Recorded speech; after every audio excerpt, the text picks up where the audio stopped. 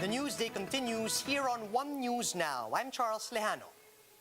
The Interior Department is asking community pantry organizers to coordinate with barangays to be able to reach senior citizens in their homes. We have Undersecretary Jonathan Malaya joining us over the phone to discuss this with us. Good afternoon. Yusek, could you tell us about your suggestions and how will this work precisely for senior citizens? Yes, thank you for having me, Charles. Well, we made this suggestion precisely because of the concern of many that they have seen senior citizens lining up, and some of the senior citizens would line up as early as 5:30, 6 o'clock in the morning, and some of them, might suffer heat stroke in the middle of the day and all of that, no? So we thought that they could coordinate closely with the barangays and request the help of the barangays so that it will now be the barangays who will distribute the goods to the senior citizens, because the senior citizens are known to the officials of the barangay. Right, so just to clarify, this suggestion to do house to house is just for the elderly, at least for now, no? Or are you also considering maybe applying this to community pantries in general so that more and more people can get access to their goods? You know, Charles, community pantry is a private and voluntary effort, no? So we don't want to impose more regulations on them, no? The way it's working now, they have this goods in front of a house, and people can come in and get what they need, and people can contribute based on what is their status in life. I think it works, no? It's already working. We just have this small problem with senior citizens, no? Precisely because of what happened last week, no, when we had a fatality in one of the community pantries. So it would be best if the community pantry organizers would work with the barangays so that our senior citizens don't need to line up anymore. And I am sure that the barangays would be very much willing to assist, identify those barangays and even be the ones to handle distribution of the food stuff to the senior citizens. Right, Yusek, I have to ask, do you think the LGUs can still manage to do this, go house to house, given that they're already having a hard time distributing ECQ cash aid as it is? No, the ECQ cash aid is proceeding very well. In fact, in Metro Manila, 70% of the beneficiaries have already received their cash aid, and the deadline is still on May 15. So this is only a special arrangement for the senior citizens. No, because precisely because, number one, senior citizens are not supposed to leave the homes. So if they cannot leave the homes, then we should find a way to bring the food to them. But Charles, this is only a suggestion, no? We don't, as I said, the community pantry is a voluntary and private initiative, and we don't want to regulate it. But given the situation when we had a fatality last week, it would be best if the community pantry organizers explore more ways of bringing the goods to the senior citizens so as not to put the lives of the senior citizens at risk. Right, Yusek, I understand that there is a need to balance things in light of what happened a few days ago. But then how do you think barangay should help ensure that community pantries don't become super spreader events in themselves, given the obvious difficulty in policing the crowds? Yes, that's why we urge all community pantry organizers to keep their pantries to the community. Meaning, let's go back to the essence of what a community pantry is. When we make calls to the general population, for example, when we make announcements to cover the entire Metro Manila and even neighboring provinces, then you should expect a large crowd. But if we are limiting it only to your neighbors, limiting it only to your immediate community, and if you coordinate with your local government unit, no, and the barangays have been very supportive and are willing to deploy their barangay tanods, then we can have a more organized and systematic distribution of help. Right, Yusek, I understand that there's also difficulty when the private crosses into the public. So what is your plan for residents who cross barangays or cities to line up for community pantries elsewhere? I understand that certain LGUs have started coming up with their own internal guidelines. Are you thinking of doing the same?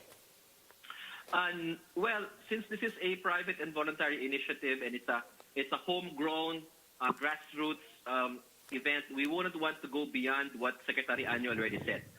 Secretary Anyos was very clear. Number one, just coordinate with your local government unit and barangay so that assistance can be provided.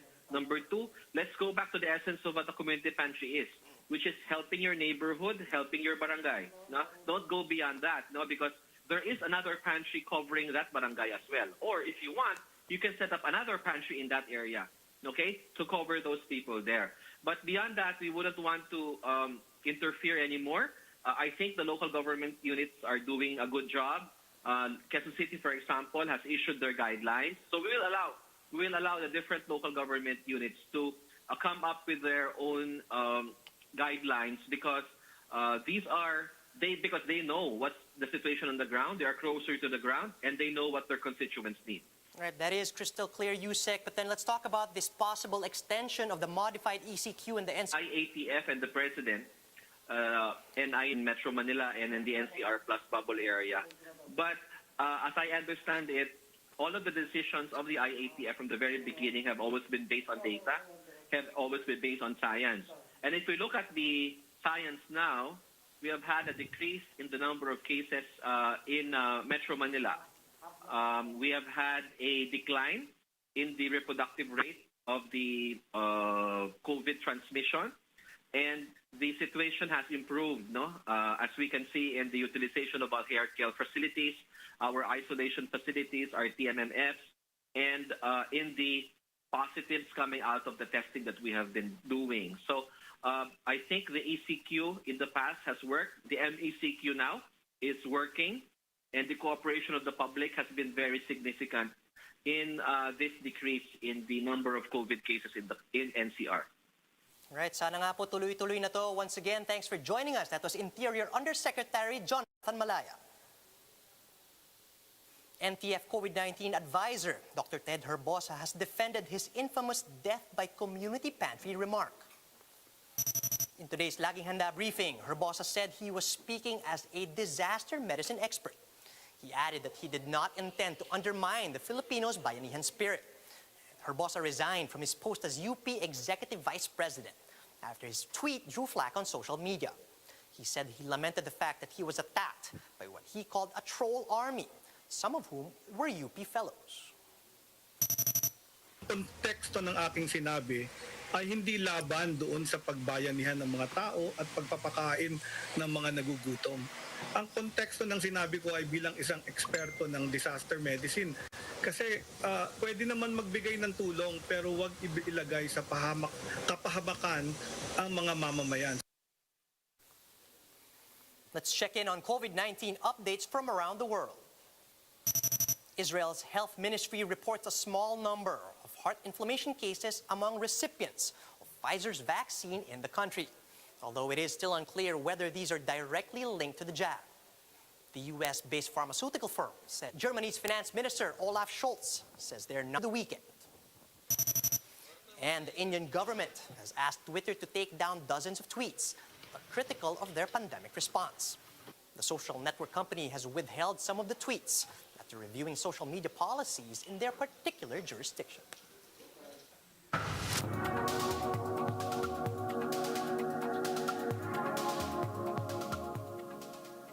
Other countries are racing against time to help India as the South Asian country continues to break records in daily COVID-19 cases and deaths.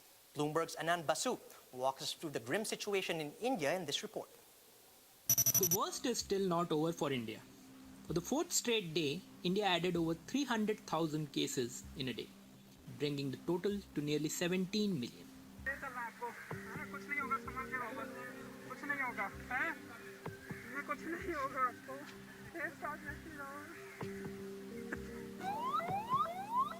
We are now just behind US and is the second worst affected nation in the world.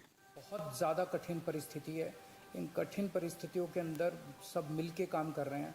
मैं उम्मीद करता हूं कि ये जो इतनी बड़ी emergency create हो गई है, इससे हम लोगों को जल्द छुटकारा मिलेगा. Right now, I am in Sambhajinagar, a slum in Navi Mumbai.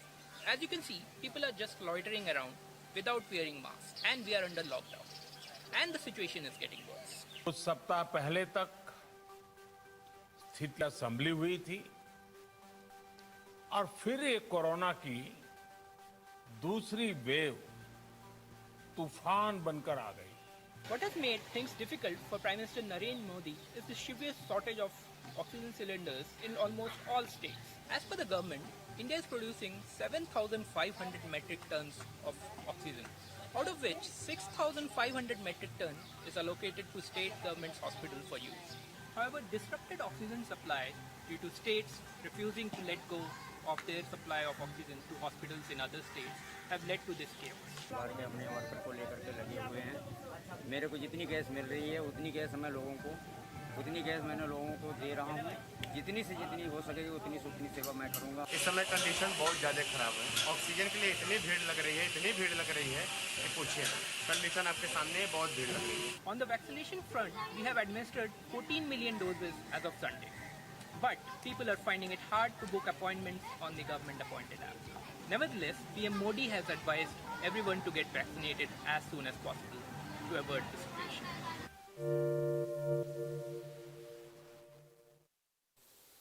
For more updates, visit News 5, the Philippine Star, and Business World online. Visit our website, onenews.ph, for more in-depth analysis. And you can also catch One News on Signal Play. Just register for a free account at www.signalplay.com and stream One News live anytime, anywhere.